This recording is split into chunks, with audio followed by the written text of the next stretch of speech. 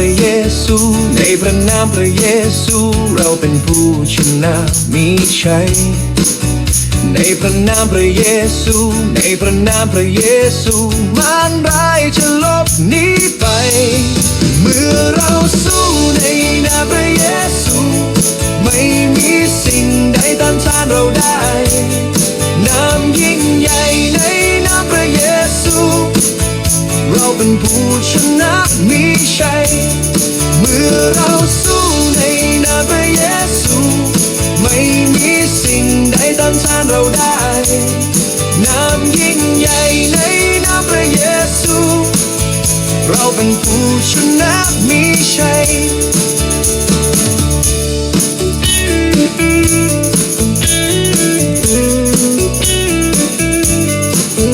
ในพระนามพระเยซูในพระนามพระเยซูเราเป็นผู้ชนะมีชัยในพระนามพระเยซูในพระนามพระเยซูมารร้ายจะลบหนีไปเมื่อเราสู้ในนามพระเยซูไม่มีสิ่งใดต้านทานเราได้นามยิ่งใหญ่ในนามพระเยซูเราเป็นผู้ชนะมีชัยเมื่อเราสู้ในนามพระเยซูไม่มีสิ่งใดต้านทานเราได้นามยิ่งใหญ่ในนามพระเยซูเราเป็นผู้ชนะมีชัย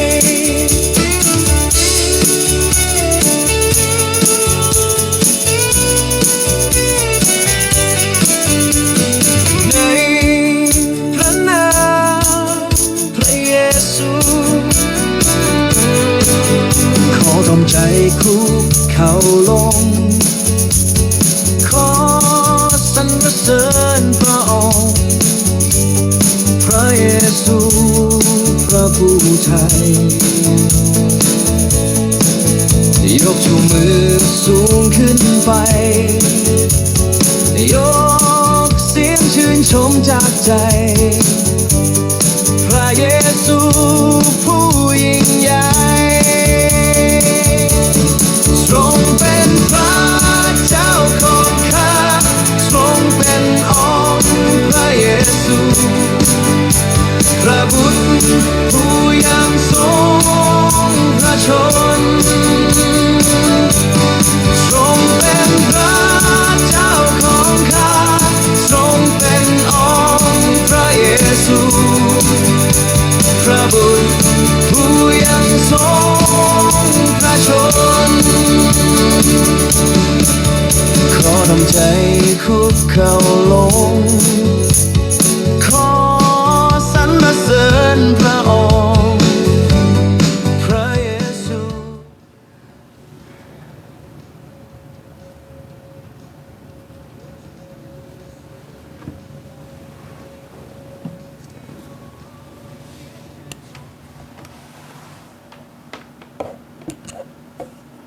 ในพระนามพระเยซู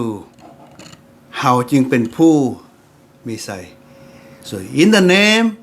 of Jesus we can overcome anything. Good morning brothers and sisters. Welcome to Bible study on Wednesday morning. สบายดีอาจารย์แม็กซ์มื้อวันอาทิตย์นี้ข้าพเจ้าจะได้ไปเยี่ยมยาม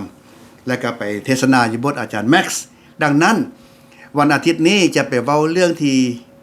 พี่น้องมักหลายคือว่าจงเข้มแข็งดังนั้นให้พี่น้องสปริงเดลคิดไว้ก่อนว่าจงเข้มแข็งนั้นแม่นหยังจึงฮ้องว่าเข้มแข็งและแม่นหยังบ่แม่นเข้มแข็งเฮาจะเว้ากันเฮาจะปรึกษากันเฮาจะเว้ากันในวันอาทิตย์นี้เฮาจะเว้ากันประมาณครึ่งชั่วโมงจากนั้นก็จะเทศนาหวังใจว่าพี่น้องจะเตรียมพร้อม so this coming Sunday I will travel to Springdale, Arkansas. I will speak of be strong. But what does it mean, be strong? And what does not mean, be strong? But sometimes we are so confusing about this. But this morning, we will continue from the book of Acts, chapter 5, verse 11. Just one word this morning, because I won't spend too much time. So let's bow your head and pray with me at the present time. Dear Father God, I just want to thank you so much for allowing me to share your word to your people this morning. Help me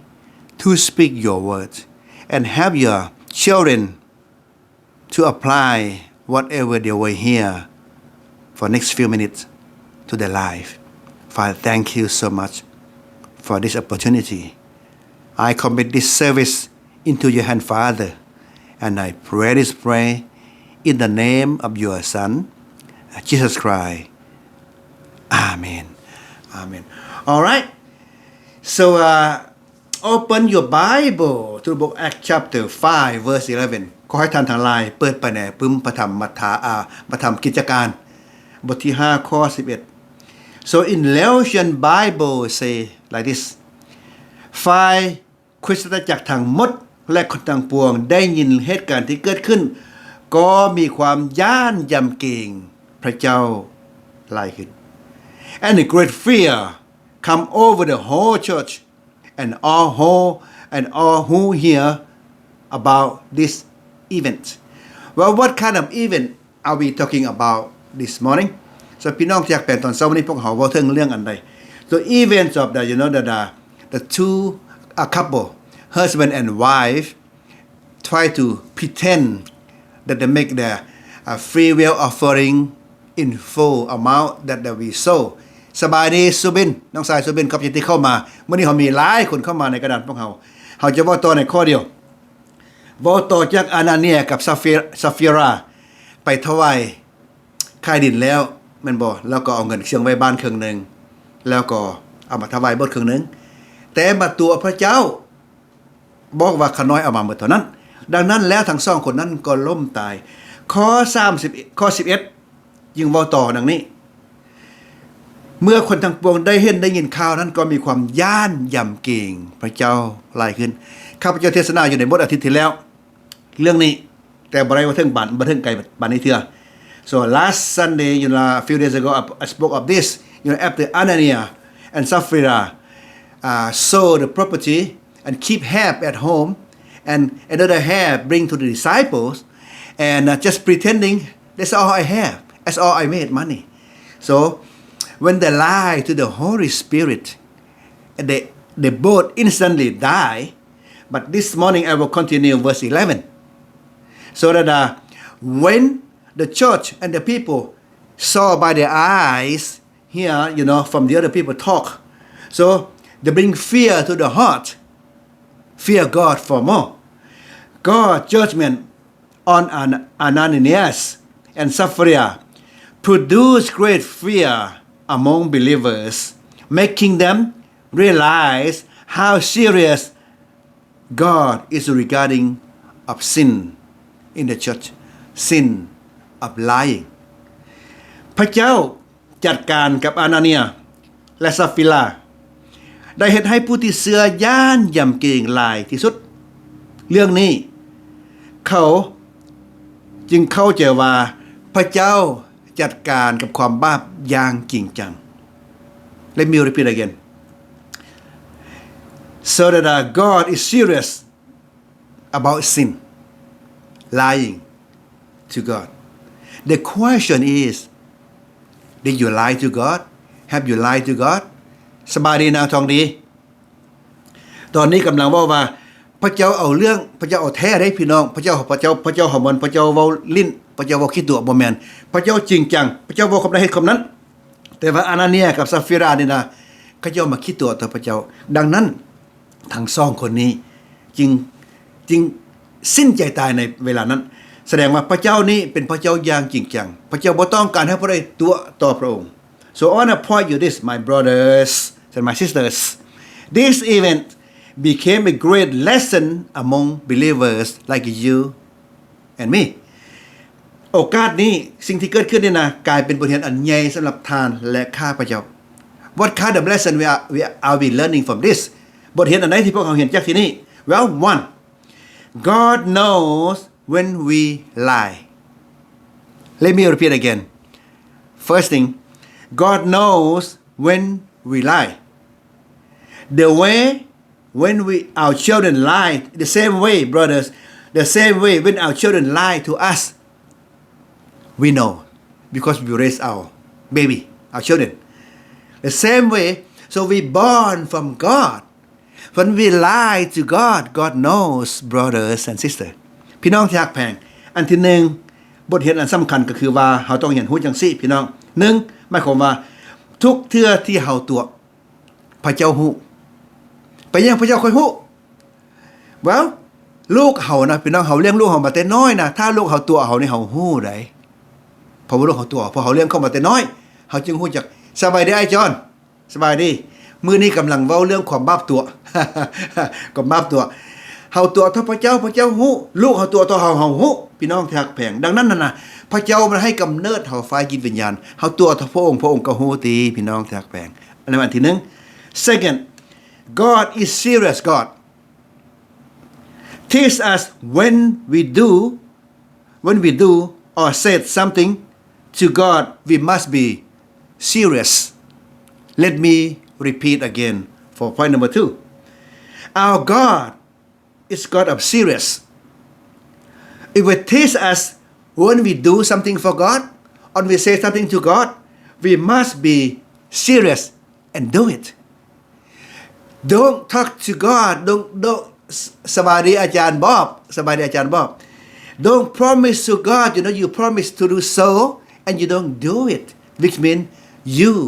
lie to God พี่น้องที่รักแพงถ้าเฮาเว้าสิ่งใดกับพระเจ้าสัญญาสิ่งใดกับพระเจ้านะให้เฮาจงเฮ็ดถ้าเฮาบ่เฮ็ดก็แสดงว่าเฮาตัวต่อพระเจ้าแต่ยังขอบคุณพระเจ้าได้พระเจ้ายังบ่เฮ็ดคืออานาเนียกับซาฟิราพี่น้องสมัยนั้นเขาเจ้าตัวพระเจ้าตายเลยถ้าเฮาตัวต่อพระเจ้าเฮาตายเลยเดี๋ยวนี้บ่ฮู้ว่าจักคนสินั่งอยู่ในโบสถ์อยู่ในเวลานี่ That's point number 2 and point number 3 God is honesty He want us to be honest no game with God let me repeat again point number 3 God is God of honesty He wants us to be honest no game with God อันที่3อันสุดท้ายพระเจ้าทรงเป็นพระเจ้าที่สัตย์ซื่อและเที่ยงธรรมพระเจ้าต้องการให้พวกเขาเป็นคนสัตย์ซื่อและเที่ยงธรรมบ่ลิ้นเกมกับพระเจ้าอันนั้นอันนี้พี่น้องที่รักแพงอันนี้คือบทเรียนพวกเขาเห็นจากข้อ11ว่าคริสตจักรนั้นได้ย่านยำเกรงต่อพระเจ้าพี่น้องเอ๋ยเฮาย่านยำเกรงต่อพระเจ้าบ่ Fear of the Lord which mean not only in church behind church anywhere we fear of the Lord we practice we respect God honesty to God no lie doesn't mean fear of the Lord พี่น้องที่รักแพงคริสตจักรเหล่านี้เมื่อเวลาเขาได้ยินว่าอานาเนียกับซาฟาเรียล้มลงตายนะความย่านยำเกรงพระเจ้านั้นมีหลายขึ้นให้ได้เขาคิดว่าโอ้พระเจ้าเฮาได้เป็นพระเจ้าที่บ่คิดตัวเฮาต้องบ่คิดตัวเฮาต้องเห็นคือพระองค์พระเจ้าเฮาได้เป็นพระเจ้าที่จริงจังเฮาต้องกลายเป็นคนจริงจังและพระเจ้าเฮาเป็นคนสัตย์ซื่อคริสเตียนจะต้องเป็นคนสัตย์ซื่อพี่น้องที่รักแพงเพลงที่ฮ้องวังกี้ได้เว้าว่าในพระนามของพระเยซูเฮาต่อสู้ได้ทุกอย่างในเวลานี้ข้าพเจ้าได้รับข่าวว่าประเทศลาวพวกเขานั้นก็ได้มีพี่น้องจำนวนหนึ่งที่ถูกไล่ออกบ้านออกเรือนเพราะเขาเจ้าได้เชื่อพระเยซูแต่พี่น้องที่รักแพงถ้าเฮาต่อสู้ในพระนามพระเยซูเฮาชนะได้ทุกอย่างแต่บ่แม่นต่อสู้แบบแข่งกระดางพี่น้องที่รักแพง repeat เลยมีข้าพเจ้าขอเว้าคืนเฮาอย่าต่อสู้แบบแข่งกระดางเฮาจะเว้ากันจงเข้มแข็งในอาทิตย์ที่ผ่านมาก็จะได้เว้าแล้วในโบสถ์นี้และอาทิตย์ต่อไปจะไปเว้าในโบสถ์ของอาจารย์แม็กซ์ที่สปริงเดลดังนั้นถ้าพี่น้องสนใจติดตามฟังว่าเข้มแข็งแม่นยังและบ่แม่นยัง We bow your head and pray with me ข้าแต่พระเจ้าพระบิดาข้าน้อยขอบพระคุณพระองค์เจ้าที่ทรงให้ข้าน้อยได้เว้าว่าพระธรรมของพระเจ้าในตอนเช้าวันนี้ที่บอกให้พวกข้าน้อยได้ฮู้แล้วว่าพระองค์เจ้านั้นทรงเป็นพระเจ้าที่บ่มีการคิดตัวดังนั้นอานาเนียกับซาฟิราได้คิดตัวพระองค์เจ้านั้นบ่มักพระองค์เจ้านั้นเกลียดชังพระองค์เจ้าเป็นพระเจ้าที่เอาจริงเอาจังบ่เป็นพระเจ้าที่เฮ็ดเล่นๆ และพระองค์เจ้านั้นทรงเป็นพระเจ้าที่สัตย์ซื่อพวกเขาน้อยจำเป็นจะต้องเรียนเป็นคนสัตย์ซื่อเหมือนพระองค์เจ้าจึงจะฮ้องว่าเป็นลูกของพระเจ้าข้าแต่พระเจ้าขอบคุณพระองค์เจ้าสำหรับบทเรียนในตอนเช้าวันนี้ข้าน้อยจึงอ้อนวอนด้วยความเชื่อและความไว้วางใจในพระนามของพระเยซูคริสต์เจ้า